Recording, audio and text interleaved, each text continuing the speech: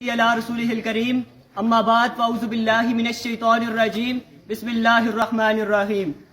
جناب صدر، معزز اساتذہ کرام اور میرے ہم مکتب ساتھیوں، السلام علیکم۔ گھڑی یہ الوداع کی ہے، بچھڑنا لازمی ٹھہرا، گھڑی یہ الوداع کی ہے، بچھڑنا لازمی ٹھہرا، فضائے دوستاں کو اب بچھڑنا لازمی ٹھہرا۔ جناب صدر، آج کا موضوع دیکھنے میں کوئی اتنا خاص نظر نہیں آتا، ایک خشک سا موضوع ہے، لیکن یہ موضوع اپنے اندر ایک بھرپور دنیا، اخلاقیات اور ادب کو سمیٹے ہوئے ہے۔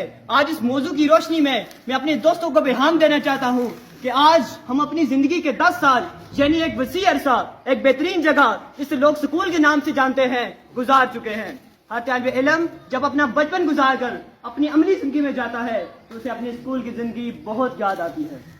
جناب صدر، ایک نقطے پہ آج میں اپنے دوستوں سے بات کروں گا، ایک نقطے پہ آج میں اپنے دوستوں سے ضرور بات کروں گا کہ جس مقصد کے لیے ہم سکول آئے تھے کیا وہ ہم نے حاصل کیا؟ کہ جس مقصد کے لیے ہم سکول آئے تھے کیا وہ ہم نے حاصل کیا؟ کیا ہم اساتذہ کی سوچ کے مطابق اور ان کی توقعات پر پورا اترے؟ یقیناً نہیں۔ میں یہ بات آج کھل کر کہوں گا کیونکہ کہنا بھی حق ہے۔ حق بات پر کٹتی ہے تو کٹ جائے زبان میری، حق بات پر کٹتی ہے تو کٹ جائے زبان میری، اظہار ہو ہی جائے گا جب ٹپکے گا لہو میرا۔ جناب صدر، والدین کے بعد اساتذہ ہیں جو ہمیں بہترین انسان بناتے ہیں، ہماری روحانی تربیت اور پرورش کرتے ہیں، اس لیے اساتذہ کو روحانی والدین کا درجہ دیا گیا ہے کیونکہ وہ اپنے علم کی روشنی سے ہمیں روشناس کرتے ہیں۔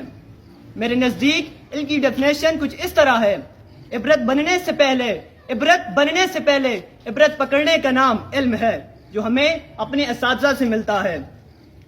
استاد وہ راستہ ہے جس پر چل کر بہت سے لوگ اپنی منزل حاصل کرتے ہیں۔ ہمیں اساتذہ کرام نے بہت محنت اور لگن کے ساتھ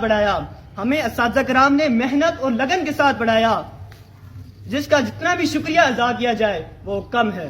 میری دعا ہے کہ اللہ تعالیٰ ان کو صحت اور ایک سکون والی طویل زندگی عطا فرمائے۔ میں اپنی تقریر کا اختتام ان اشعار پر کر کے اجازت چاہوں گا۔ کیا ہوا کہ میرا تعلق غریب طبقے سے ہے، کیا ہوا کہ میرا تعلق غریب طبقے سے ہے، مجھے امیر بنانے کے لیے میرے اساتذہ کافی ہیں۔ جاتے ہوئے خدا حافظ، فقط اتنی سی گزارش ہے، جاتے ہوئے خدا حافظ، فقط اتنی سی گزارش ہے، کبھی ہم یاد آئیں تو ملنے کی دعا کر لینا۔ شکریہ۔